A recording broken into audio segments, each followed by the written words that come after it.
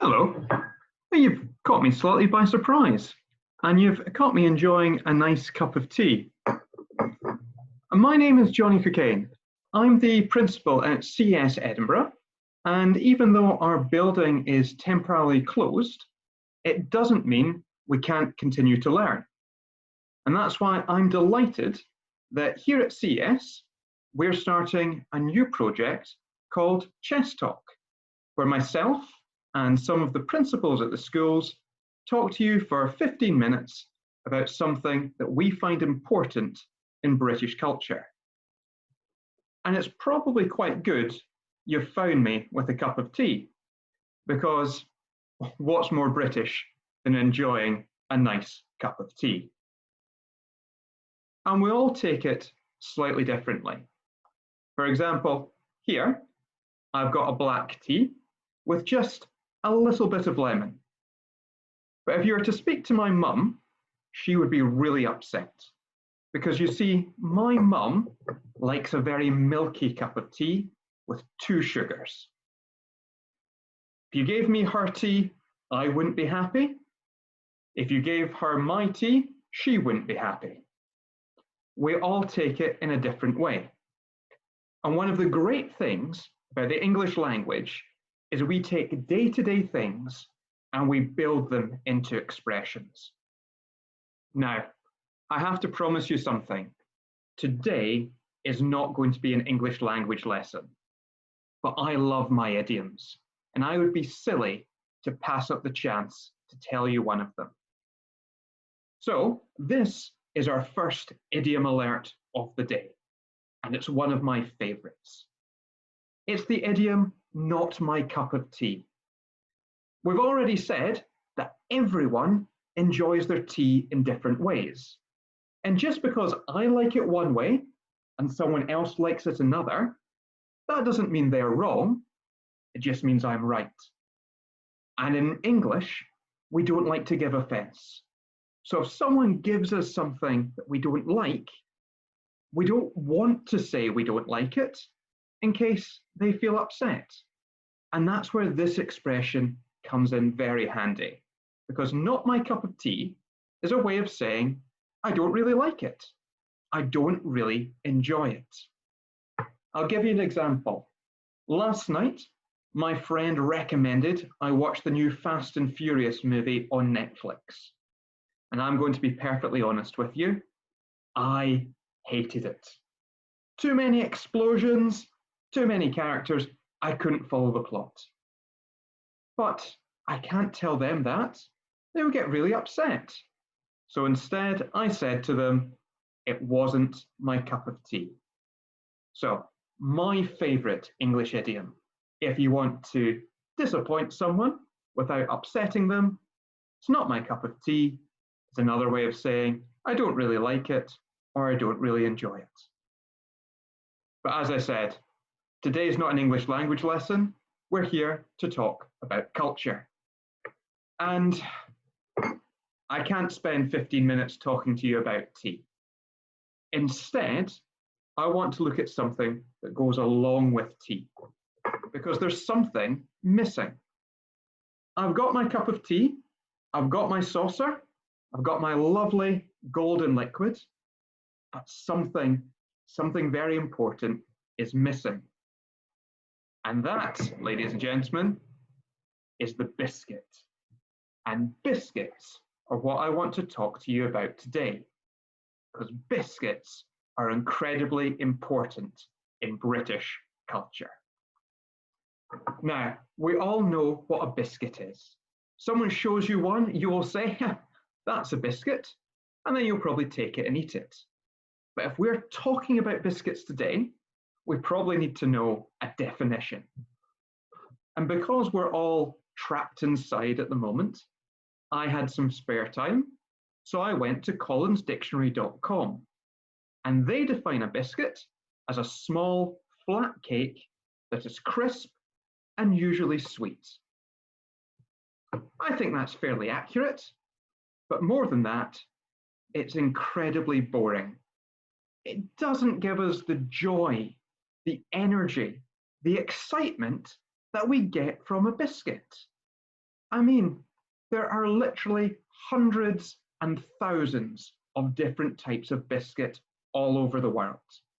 In every town, every village, every country, you will find different types of biscuits. Some of them are plain and are meant to be healthy. Some of them are chocolate and are definitely not. Some of them, you'll have that lovely filling in the middle, and some of them will have a nice topping on top. If you look closely, you can find biscuits in every single colour of the rainbow.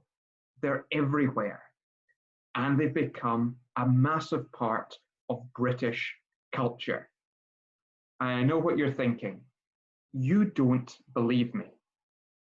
But when we talk about British culture, in particular, when we talk about literature, there is one name that springs to mind.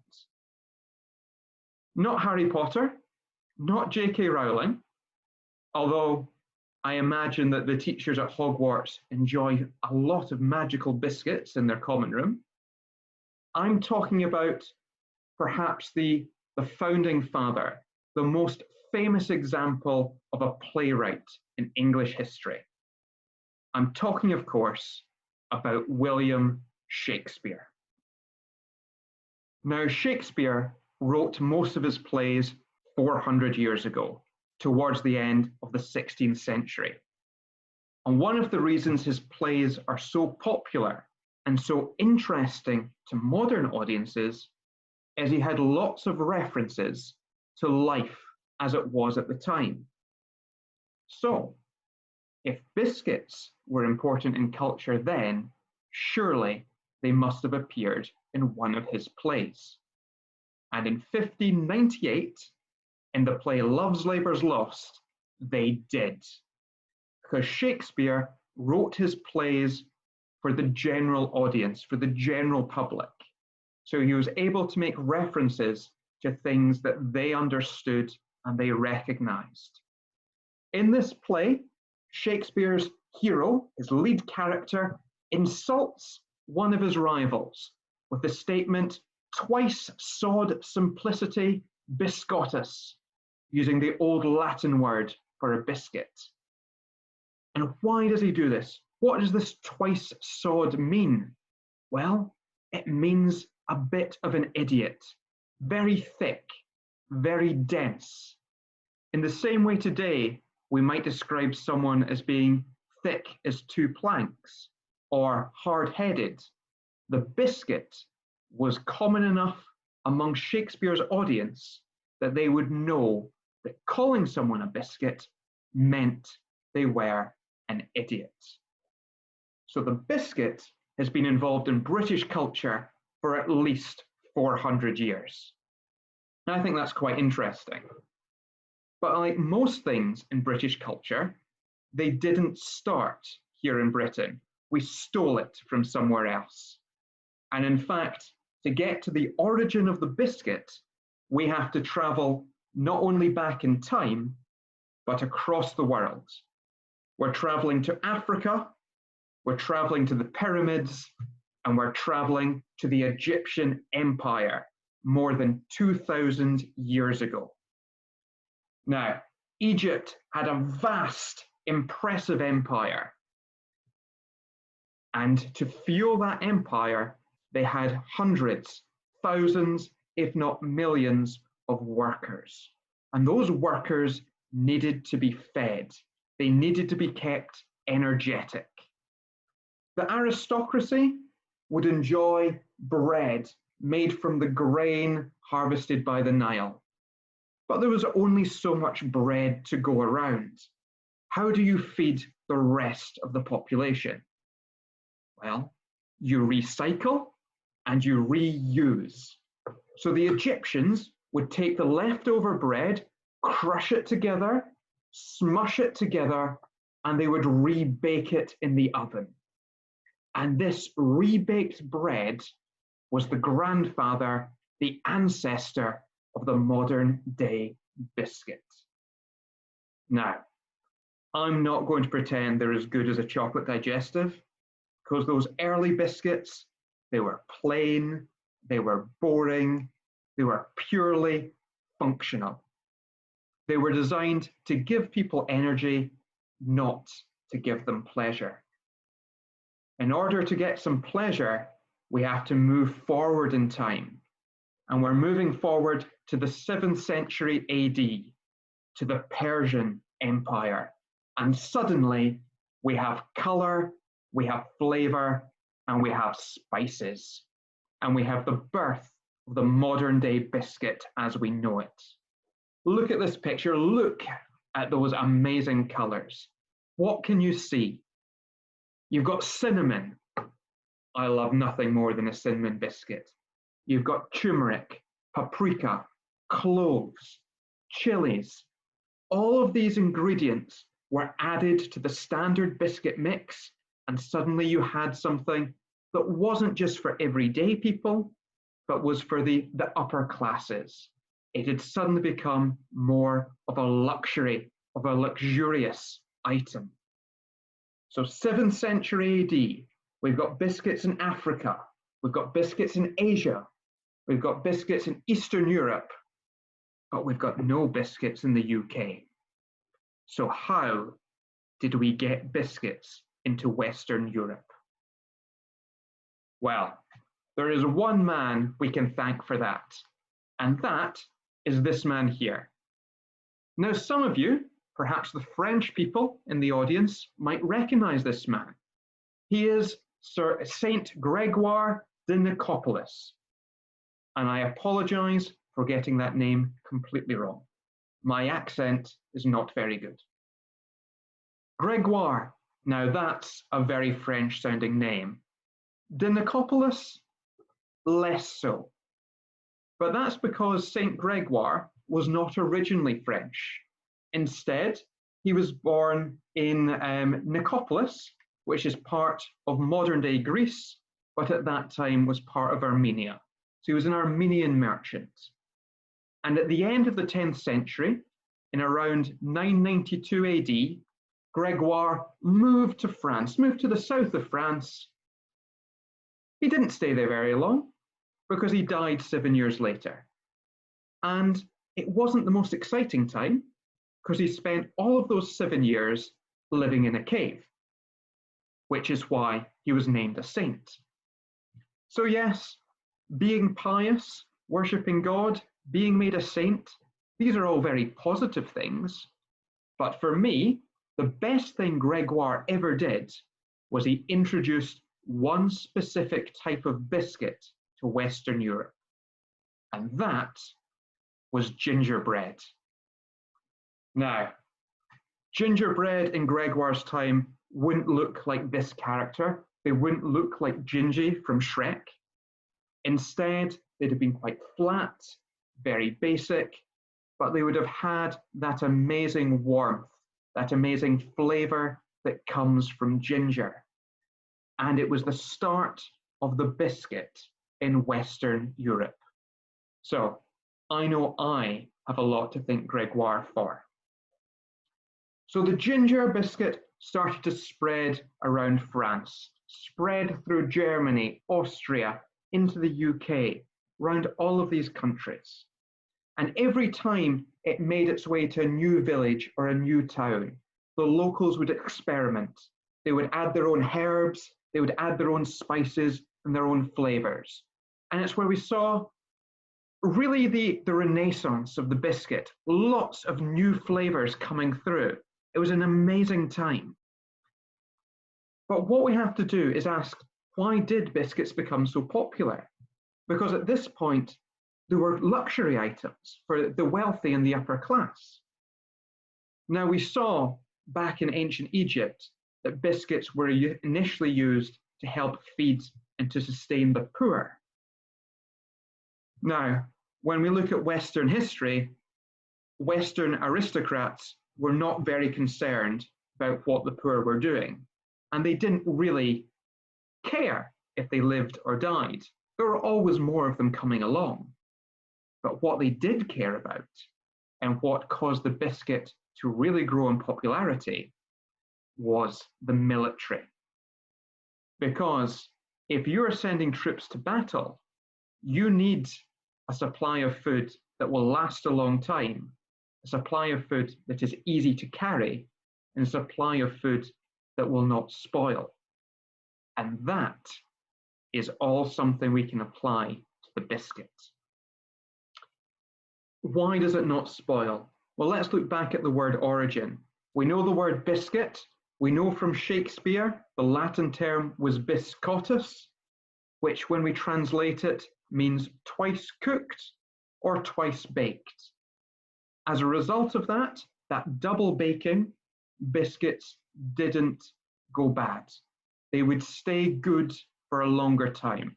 The longer you bake them, the longer they would preserve themselves. And that's incredibly important. They're not particularly attractive, but they lasted. And that's what they were looking for. Now, if I ask you to name a British king, not a modern one, but an older British king, there's probably one name that's going to spring to mind. Perhaps you're thinking of Richard the Lionheart, perhaps most famously played on screen by Sean Connery in the 1990s epic Robin Hood, Prince of Thieves, or most iconically as a literal lion in the Disney movie Robin Hood from the 1970s.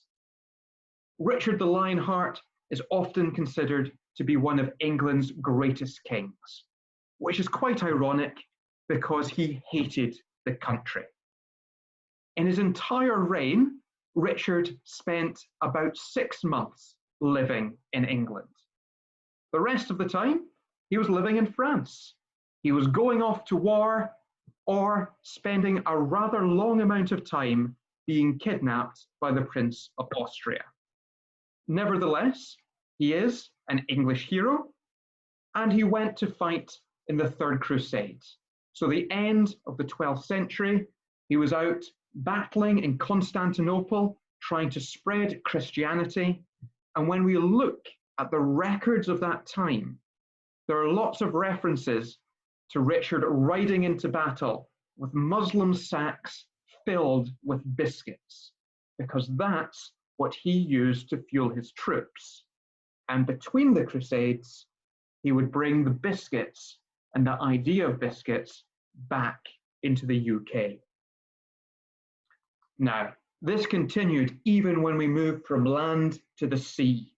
And when the British Empire was expanding, traveling all across the world, people were no longer spending 2-3 months away from home.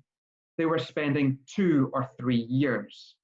So they needed food that would last that length of time. Bring on the biscuit. From now on, biscuits were cooked even longer. They became incredibly dense, incredibly hard, but they fueled the rise of the empire.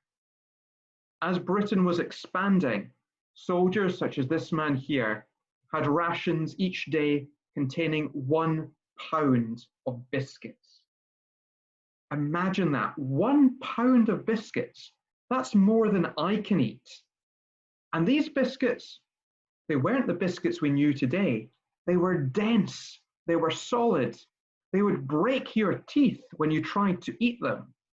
So to make it easier, they were also given 1 gallon of beer every day. And they would soak their biscuits in the beer, soften them up, and then they would drink the beer afterwards. So biscuits and beer helped fuel the British Empire. But in the same way, the British Empire helped fuel biscuits. And that's because of one particular ingredient. Anyone know what this is? Sugar. As the British Empire expanded, Britain gained access to a vast array of sugar, coming from all over the world into the UK, mainly through the ports in Glasgow, into Scotland, down into England.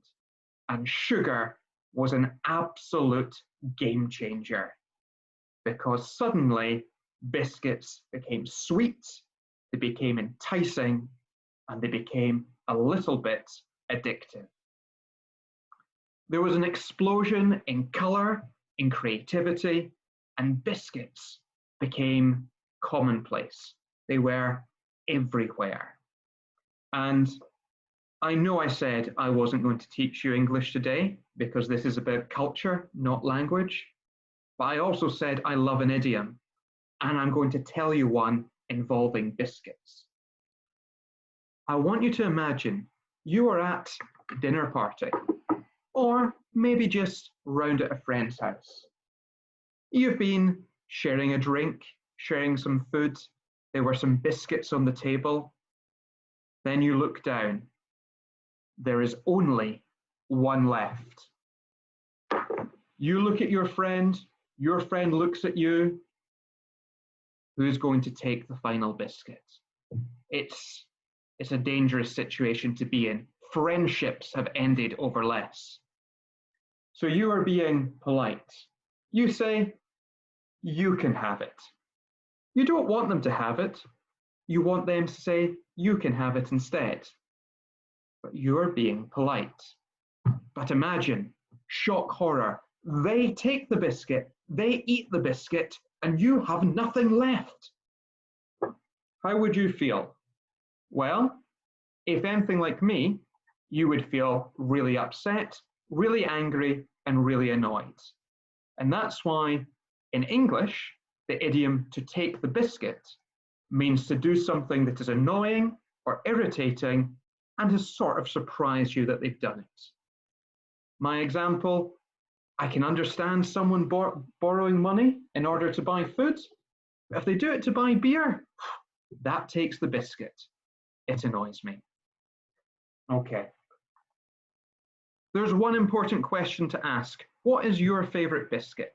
Let's look at the top 5 in the UK last year. Not in my opinion, but in an official government survey.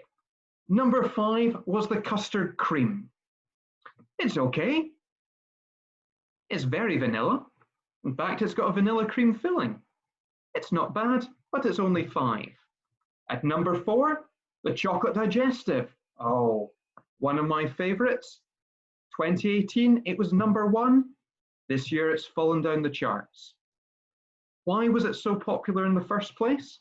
Well, it's because of one particular word, the word dunk. Now, some of you have heard this word before, some of you haven't. To dunk something means to dip it in liquid. So if you dunk your biscuit, it means you put it in your cup of tea or coffee. Personally, I'm not a dunker. I think it's one of the most dangerous things you can do. How long do you leave it in? What if it breaks off? The biscuit falls into the tea, coffee? It's ruined. Too stressful for me. But maybe you can handle the excitement. Maybe you are a dunker. Number 3, we had the naughtier version of the custard cream, the bourbon. This time we've got a chocolate cream filling, a little bit darker, a little bit naughtier, a lot nicer, and number 3 in the chart. Number 2, being a proud Scotsman, I'm glad to see it's shortbread, the national biscuit of Scotland. Very simple, but incredibly satisfying, like most Scottish things. It's made from 3 ingredients, 3 parts flour, 2 parts butter, 1 part sugar, all delicious. But it's only number 2. What could have beaten it to the number 1 spot? It's a controversial choice. It is the Jaffa cake. Now, why is this so controversial? I'm going to tell you. We need to answer the question. This was a biscuit survey, but is the Jaffa cake a cake or a biscuit? You'll find it in the biscuit aisle, but they call it a cake. It's confusing, but it's also really important. Why is it important? Well, in the UK, we consider biscuits and cakes to be essential. They're like children's books or clothing. Without them, we can't have Britain. So you do not pay tax on cakes or biscuits. But chocolate biscuits are luxury items and you do pay tax on those. So that's why in 1991, the government and McVitie's, a biscuit company based here in Edinburgh, went to court to argue whether a Jaffa cake was a cake or a biscuit. And they came up with a definition. If you leave a cake out for a long period of time, it will harden, it will go stale. But if you leave a biscuit out for a long period of time, it will go soft. And that is the technical definition of a biscuit and cake in the UK. Now, I don't know about you, I've never left a cake out long enough for it to go stale. I've always eaten it long before that time. So in this case, they baked a giant Jaffa cake, about 1.5 meters in diameter, so they could try and identify if it was a cake or a biscuit. And the outcome? Cake. No tax. Suddenly, our Jaffa cakes are 20% cheaper, and everyone celebrates. Although it does mean it should never have been #1 in the biscuit chart. So, we've looked at quite a lot of biscuits, but I've not told you my favourite. And that's what I want to finish on, because my favourite are these biscuits here. I wonder if any of you recognise them. They're very popular in Scotland, extremely popular in New Zealand, and so-so in Canada. And they're called the Empire Biscuit. My favourite, and they have an interesting history, because they weren't always known as the Empire Biscuit. Originally, they were known as the German biscuit. And if you're thinking, I bet you they come from Germany, you're sort of right. Because according to myth and legend, they did come from Germany originally. But the reason they're called the German biscuit is because of the shape.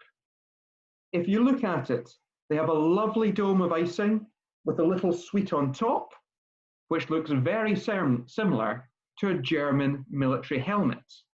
So that's why they got the name at the end of the 19th century.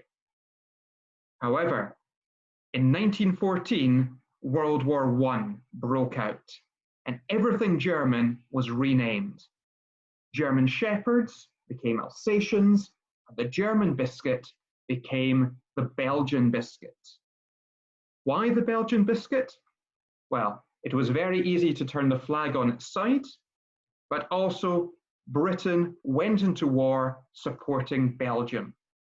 So by renaming the German biscuit the Belgian biscuit, we had patriotism.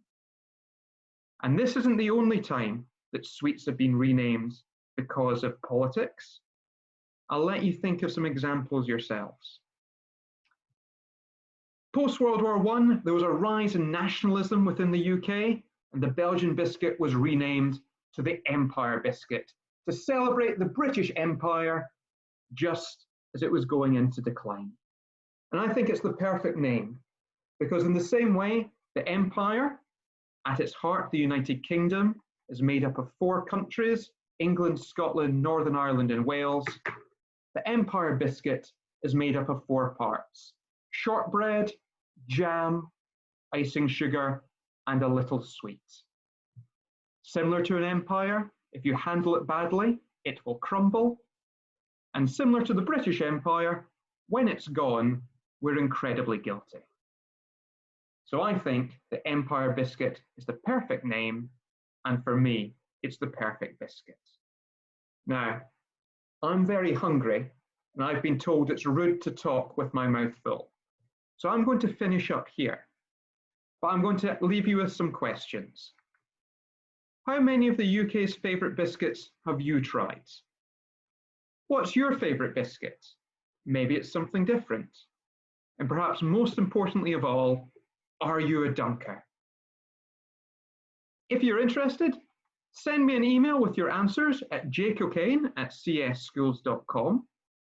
You can also follow us on Instagram on CES Schools, and check out our website at www.cesschools.com. cs-schools.com, where you can find out more about our virtual lessons as well. Every Wednesday, one of our principals will be doing a talk on British culture, and next week, it's our Leeds principal, Rob, who's going to be telling you about the history of beer and how to behave in a British pub. It's been a pleasure seeing you all here today. This video will be going up on our YouTube and Facebook channels. But until next time, I'm going to go and demolish an empire, and I hope you all stay indoors and stay safe. It's been an absolute pleasure, and I'll see you soon.